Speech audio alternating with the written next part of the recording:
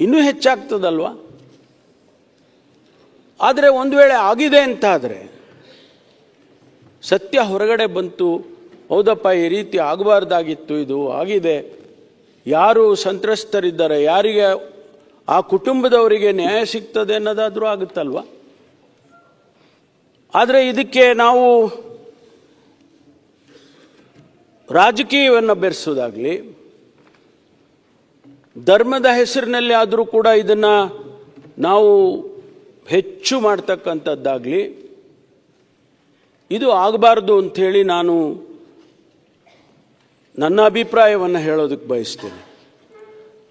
ನಾವು ನ್ಯಾಯಕ್ಕೆ ಬಿಡೋಣ. Leave it to the law of the land. ಬರಲಿ, ಆಚೆಗೆ ಸತ್ಯ ಬರಲಿ. ಆ ಸತ್ಯ ಆಚೆ ಬಂದಾಗ ನೀವಾಗಲಿ ನಾವಾಗಲಿ ಅದನ್ನು ಒಪ್ಕೋಬೇಕಾಗ್ತದಲ್ಲ. ಧರ್ಮಸ್ಥಳದವರು ಕೂಡ ಒಪ್ಕೋಬೇಕಾಗ್ತದಲ್ಲ, ಜನಸಮುದಾಯ ಒಪ್ಕೋಬೇಕಾಗ್ತದಲ್ಲ. ಅದಕ್ಕಾಗಿ ನಾವು ಇವತ್ತು ಬೇರೆ ಬೇರೆ ಅರ್ಥೈಸೋದು ಇದು ಸರಿ ಕಾಣಿಸೋದಿಲ್ಲ ಅಂಥೇಳಿ ನಾನು ನನ್ನ ಅಭಿಪ್ರಾಯವನ್ನು ಹೇಳೋದಕ್ಕೆ ಬಯಸ್ತೇನೆ. ಮಾನ್ಯ ಅಧ್ಯಕ್ಷರೇ, ನಾನು ಇನ್ನೂ ಹೆಚ್ಚು ಇದನ್ನು ವಿಳಂಬಿಸೋದಕ್ಕೆ ಹೋಗೋದಿಲ್ಲ. ಯಾಕೆಂದರೆ ತನಿಖೆ ನಡೀತಾ ಇರ್ತಕ್ಕಂಥ ಸಂದರ್ಭದಲ್ಲಿ ನಾವು ಏನು ಹೇಳೋಕ್ಕೂ ಆಗೋದಿಲ್ಲ. ತನಿಖೆಯಿಂದ ಅವರು ಇಂಟರಿಮ್ ವರದಿ ಕೇಳಿದರು. ಆ ಇಂಟರಿಮ್ ವರದಿನೂ ಕೂಡ ನಮಗೇನು ಬಂದಿಲ್ಲ. ಒಂದು ವೇಳೆ ಇಂಟರಿಮ್ ವರದಿ ಬಂದಿದ್ರೆ ಆ ಮಾಹಿತಿಗಳನ್ನು ಕೂಡ ನಾನು ಕೊಡೋನಿದೆ. ಆದರೆ ಸಂಪೂರ್ಣವಾಗಿ ಆದಷ್ಟು ಶೀಘ್ರವಾಗಿ ತನಿಖೆಯನ್ನು ಮಾಡಬೇಕಂತ ಅಷ್ಟೇ ನಾವು ಅವರಿಗೆ ಹೇಳ್ಬೋದಷ್ಟೇ. ಬಿಟ್ಟರೆ ನಾವು ಹೀಗೆ ಮಾಡಿ 1 ತಿಂಗಳಲ್ಲಿ ಮುಗಿಸಿ, 2 ತಿಂಗಳಲ್ಲಿ ಮುಗಿಸಿ, 15 ದಿವಸದಲ್ಲಿ ಮುಗಿಸಿ ಅಂತ ಹೇಳೋದಕ್ಕಾಗೋದಿಲ್ಲ. ಆದ್ದರಿಂದ ಏನು ಇವತ್ತು ನಡೀತಾ ಇದೆ, ಈ ತನಿಖೆ ನಡೀತಾ ಇದೆ, ಮಾನ್ಯ ಗೌರವಾನ್ವಿತ ವಿರೋಧ ಪಕ್ಷದ ನಾಯಕರಲ್ಲಿ ಮತ್ತು ಗೌರವಾನ್ವಿತ ಸದಸ್ಯರಲ್ಲಿ ನಾನು ಮನವಿ ಮಾಡೋದು, ನೀವು ಸಹಕರಿಸಬೇಕು. ಯಾರನ್ನು ರಕ್ಷಣೆ ಮಾಡೋದಾಗ್ಲಿ, ಯಾರನ್ನು ದೂಷಣೆ ಮಾಡೋದಾಗ್ಲಿ ಸರ್ಕಾರ ಮಾಡೋದಿಲ್ಲ. ನಮ್ಗೆ ಅದರ ಅಗತ್ಯನೂ ಇಲ್ಲ. ನಮಗೆ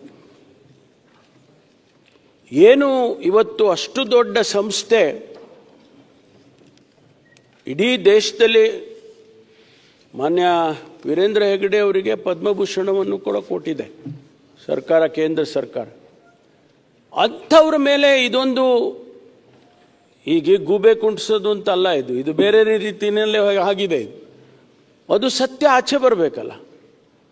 ಅದಕ್ಕಾಗಿ ನೀವು ಕೂಡ ಸಹಕರಿಸಬೇಕು ಅಂತೇಳಿ ಮಾನ್ಯ ವಿರೋಧ ಪಕ್ಷದವರಿಗೆ ನಾನು ವಿನಂತಿಯನ್ನು ಮಾಡಿಕೊಳ್ತೇನೆ. ನಾವು ಏನನ್ನೂ ಮುಚ್ಚಿಡೋದಿಲ್ಲ. ಯಾವುದನ್ನು ಕೂಡ ಈ ತನಿಖೆಯಲ್ಲಿ ಮುಚ್ಚಿಡುವಂಥ ಅಗತ್ಯತೆಯೂ ಕೂಡ ಸರ್ಕಾರಕ್ಕಿಲ್ಲ. ನಾವು ಫೇರ್ ಆಗಿ, ಪಕ್ಷಾತೀತವಾಗಿ ಯಾವುದೇ ರೀತಿಯ ತನಿಖೆ ಆಗಬೇಕು ಅಂತಕ್ಕಂಥ ಉದ್ದೇಶವನ್ನು ಇಟ್ಕೊಂಡಿದ್ದೀವಿ. ಬೇರೆ ಬೇರೆ ಬೇರೆ ನಮಗೇನು ಉದ್ದೇಶಗಳು ಬೇರೆ ಇಲ್ಲ ನಮಗೆ, ಮಾನ್ಯ ಅಧ್ಯಕ್ಷರೇ. ಹಾಗಾಗಿ ಇವತ್ತು ಇಷ್ಟು ವಿಚಾರಗಳನ್ನು ಪ್ರಸ್ತುತವಾಗಿ ಇವತ್ತು ಇರ್ತಕ್ಕಂಥ ವಿಚಾರವನ್ನು ನಾನು ಸದನ ಮುಂದೆ ಇಟ್ಟಿದ್ದೇನೆ. ಇದಕ್ಕೆ ಹೊರತುಪಡಿಸಿ ಬೇರೆ ಬೇರೆ ವಿಚಾರಗಳನ್ನು ನಾನು ಮಾತನಾಡೋದಕ್ಕೆ ಹೋಗೋದಿಲ್ಲ. ಯಾಕೆಂದರೆ ಅವೆಲ್ಲ ಆಫ್ಶೂಟ್, ಇದರಿಂದ ಬೇರೆ ಬೇರೆ ರೀತಿಯಲ್ಲಿ ಇರ್ತಕ್ಕಂಥದ್ದು. ಅದನ್ನು ಬೇರೆ ಬೇರೆ ಹಂತದಲ್ಲೇ ಅದನ್ನು ನಾವು ಹ್ಯಾಂಡಲ್ ಮಾಡ್ತೇವೆ. ಹಾಗಾಗಿ ಈ ಇಷ್ಟು ವಿಚಾರಗಳನ್ನು ನಾನು ಸದನದ ಮುಂದೆ ಮಂಡಿಸ್ತಾ ಇದ್ದೇನೆ. ಮಾನ್ಯ ವಿರೋಧ ಪಕ್ಷದ ನಾಯಕರು ಕೆಲವು ಪ್ರಶ್ನೆಗಳನ್ನು ಹೇಳಿದ್ದಕ್ಕೆಲ್ಲ ನಾನು